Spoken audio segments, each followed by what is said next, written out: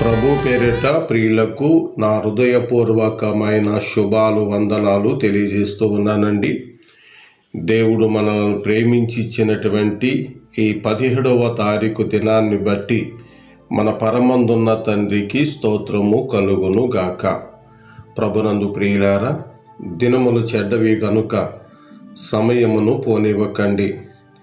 మన కొరకు శిలువ వేయబడినారు, సమాధి చేయబడినారు, తిరిగి 3వ దినమున మృతుల్లోండి లేచినారు.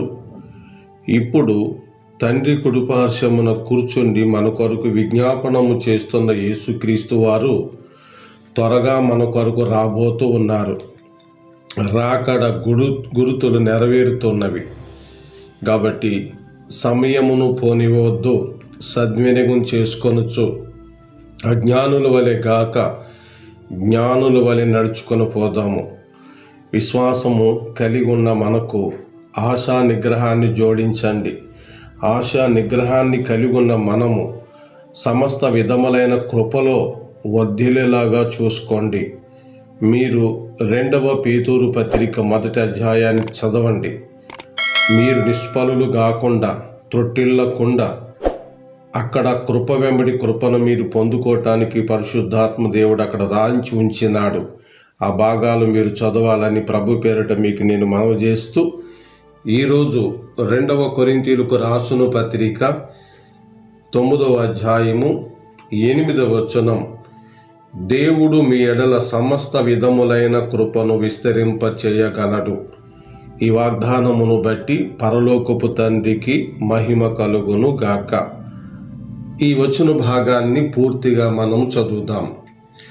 మరియు అన్నిటి యందు ఎల్లప్పుడూ మీలో మీరు సర్వ సమృద్ధి గలవారై ఉత్తమమైన ప్రతి కార్యము చేయుటకు దేవుడు మీ ఎడల సమస్త విధములైన కృపను విస్తరింప చేయగలడు. ప్రియులారా, అపోస్తులుడైన పౌలు దేవుని యొక్క సేవ కొరకు, పరిశుద్ధుల అక్కరత కొరకు, దరిద్రుల కొరకు, అలాగే పరిచర్య ధర్మం జరుగుట కొరకై ఆయన ఈ 8, 9 అధ్యాయాల్లో ఇవ్వడం అనే దానిని నేర్పుతూ ఉన్నాడు. అయితే ఎవరు సేవకి ఇవ్వాలి, ఎవరు పరిశుద్ధులకి ఇవ్వాలి, ఎవరు దరిద్రులకి ఇవ్వాలి అని ఆలోచన చేస్తే ఈ 9:13లో రాయబడి ఉందండి, క్రీస్తు సువార్తను అంగీకరించిన వారే ఇవ్వాలి. తర్వాత మీరు ఆలోచన చేస్తే ఈ 9-8 వచనంలో ఏముంది, మీరు సర్వ సమృద్ధి గలవారై ఇవ్వాలి అంటూ పౌలు అంటాడు. ఫిలిప్పీ 4:13లో నాకు సమస్తమును సమృద్ధిగా కలిగి ఉన్నవి అంటున్నాడు. విశ్వాసులమైన మనము ముందు దేవుని యొక్క నామములో సమృద్ధిని పొందుకోవాలండి. మార్కు సువార్త 12:44 వచనంలో అందరూ ధనవంతులట కలిమిలో ఆ మందిరములో కానుకలేశారని యేసు ప్రభు చెప్తూ వచ్చినారు. అయితే ఒక బీద విధవరాలు లేమిలో వేసింది. మనము లేమిలో వేయాలి, మనము లేమిలో వేయాలి. మరి కొరింథీ 9:6 ఇలా రాయబడింది, కొంచెముగా విత్తువాడు కొంచెముగా పంట కోయును, సమృద్ధిగా విత్తువాడు సమృద్ధిగా పంట కోయును అని ఈ విషయమై చెప్పవచ్చును. చూసారండి, దేవుని మందిరంలో మీరు కానుకలు సమృద్ధిగా తీసుకొస్తే మీరు సమృద్ధి అవుతారండి. మీరు కొంచెం కొంచెం తీసుకొస్తే మీరు లేమిగానే ఉంటారు. అందుకనే 2వ దినవృత్తాంతములు 31:10 వచనాల్లో మేము దేవుని మందిరములోనికి కానుక తీసుకొచ్చిన నాటి నుండి మేము సమృద్ధిగా ఉన్నామని చెప్తూ ఉన్నారు. అవును, దేవునిలో ముందుగా మనము ధనవంతులు కావాలి. లూకాసు వార్త 12:21 అంటే ఆ వచనాలన్నీ మీరు చూస్తే తన కొరకే ధనవంతులుగా మారినటువంటి వారిని యేసు ప్రభువు ఎర్రివాడా అన్నారు. ఎర్రివాడా, నువ్వు లోకాన్నంతా సంపాదించుకున్నావు, ఈ రాత్రి నీ ప్రాణమును అడుగుచున్నాడు, అవి ఎవరికి చెందుతాయి అని చెప్పినారు. కాబట్టి దేవుని ఎడల ధనవంతులుగా మనం ఉండాలి. అబ్రహాము దేవుని ఎడల ధనవంతుడుగా ఉన్నాడు. అలాగే 1 తిమోతి 6:17, 19 వచనాల్లో దేవుని ఎడల ధనవంతులుగా ఉండి మనం ఇతరులకి పాలిచ్చేవారమై ఉండాలి. అట్లా ఇచ్చినప్పుడు మనకు దేవుడు గొప్ప సమృద్ధిని అనుగ్రహిస్తాడు.